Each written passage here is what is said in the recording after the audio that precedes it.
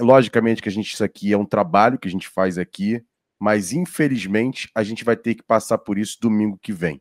Por que eu digo infelizmente? Porque eu tenho certeza, e tomara que eu esteja errado, que o Vasco vai sofrer mais uma derrota na Bahia. O Vasco vai perder para o Bahia fora de casa. Hoje, se eu tivesse que... Eu não gosto de aposta esportiva, mas se eu tivesse que apostar, eu apostaria na derrota do Vasco com tranquilidade, com esse time patético, com esse time vergonhoso que o Vasco fez hoje, não só hoje, né, nos últimos jogos do Campeonato Brasileiro. Então, tenho certeza que o Vasco vai à Bahia e vai ter a sua 5ª derrota seguida no Campeonato Brasileiro, porque eu acho que nada vai mudar. Por que eu digo que nada vai mudar? Você até já antecipou algumas coisas que eu ia falar aqui, mas eu vou trazer outros dados aqui. Os números dos Vasco nos últimos 4 jogos. 4 derrotas, 10 gols sofridos, apenas 1 gol marcado. O Vasco tem 16 derrotas do Campeonato Brasileiro. Mesmo número de derrotas do Fortaleza, que é o penúltimo colocado. Detalhe, o Vitória, que está na zona de rebaixamento, tem 14 derrotas.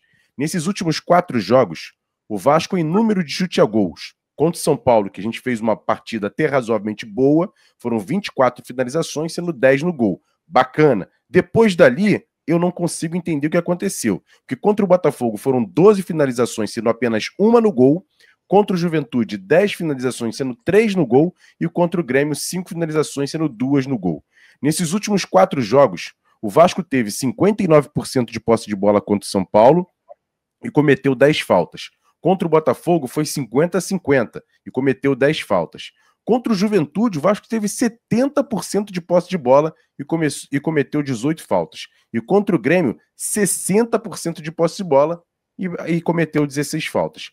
O Diniz, nessa passagem pelo Vasco, tem 35 jogos. Anote esse número. 35 jogos com o jogo de hoje. 12 vitórias, 13 derrotas. Ele tem uma derrota a mais do que vitória. Você queria um espaçamento, Flávio? Ele tem derrotas a mais do que número de vitórias. E são 10 empates. O aproveitamento é de 43%. E aí eu vou ao encontro do que você acabou de falar sobre a questão do Rafael Paiva. Ele foi demitido no ano passado com exatamente 35 jogos à frente do time. Olha os números.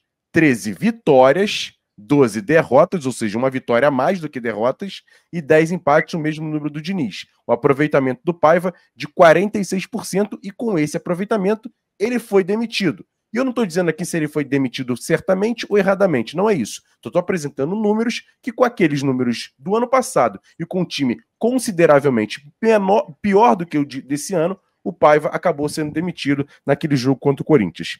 E agora? O que essa diretoria vai fazer? Vai manter o Diniz? Bacana, mantém, dá respaldo, mas tem que cobrar. Tem que cobrar e cobrar pesado. Não é só chegar ali e falar, porque isso, porque aquilo outro. Porque assim, eu vejo muita gente falando o seguinte, mas qual é a culpa do Diniz? É claro que a culpa maior é dos jogadores, sem dúvida. Não estou tirando aqui a questão dos jogadores, mas a gente viu claramente no pré-jogo, lógico que a gente tenta animar o torcedor, mas eu falei isso aqui, o cara treinar a semana inteira com um volante, depois, no dia para o outro que voltou o lateral, ele vai e escala o outro volante, que não estava treinando naquela posição, era claro que o Vasco iria sofrer. Quando o Vasco toma o primeiro gol, eu brinquei no nosso grupo, falei, acabou o jogo. Acabou o jogo. O time do Grêmio é tão ruim que o Vasco ainda teve a oportunidade de quase empatar o jogo com aquela cabeçada do Verratti. Então, assim, o que o Vasco está fazendo nesse Campeonato Brasileiro nos ilude que naqueles 4 jogos ali, mantém uma perspectiva até de Libertadores da América, mas vamos falar a verdade? Esse é o retrato. O Vasco é isso aí, 12º colocado, e detalhe, pode até cair mais posições, porque amanhã, por exemplo, o Ceará vencendo o Fortaleza, o Internacional, o Ceará passa o Vasco. E eu acho que o Corinthians acho que já passou, né? Mas, ou seja, o Vasco pode chegar até 13º, 14º colocado. O Corinthians, se empatar com o São Paulo, já passa o Vasco também, o Vasco cai para 14º. 14º colocado, caso o Ceará vença o Internacional. Ou seja, empate. O Ceará basta empatar. O empate. Ou seja, esse é o retrato do Vasco. Esse é o retrato do Vasco. Mais rapidamente, só para encerrar. Temos que, para tu ter uma ideia como é que tá a situação, hoje eu tô começando até a apertar a mão dos torcedores do Vasco que são os pessimistas. Porque se o Vasco, por exemplo, se o Ceará amanhã vencendo o Internacional e o Atlético Mineiro vencendo a Sul-Americana, a gente dá um respiro maior. Porque, olha, se perder pro jogo do Bahia e esses times que estão lá embaixo começarem a vencer, eu acho que a questão do fantasma começa a chegar na porta, Jean. Se o Vasco cair, eu me dou um tiro na cara ao vivo aqui. Ô, gente, para, o Vitória tá 7 pontos. O Vitória tá 7 pontos atrás do Vasco. Ele vai ter que ganhar 2, fazer mais um ponto e a gente perder tudo.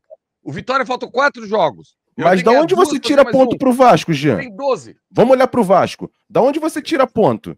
O Vasco vai jogar contra o Bahia. Vai jogar contra o Internacional desesperado em casa. O jogo do Mirassol, pra mim, o Mirassol é favorito contra o Vasco. E o jogo do Atlético lá, se o Atlético não for campeão da Sul-Americana, não sei não, Jean. Não, esquece isso aí. Nem o Vitória não faz 7 pontos. Esquece isso aí, cara. Meu Deus do céu. Isso aí não existe. O que a gente precisa voltar a jogar bola. Esse é o grande problema. A gente precisa voltar a jogar bola. Esse é o grande problema que a gente tem, sabe? Não, isso aí não vai acontecer. Gostou desse corte? Então se liga nesses aqui que eu tenho certeza que você também vai se amarrar. Agora se inscreve aqui no canal AV+, que é o canal oficial de cortes da plataforma Atenção Vascaínos.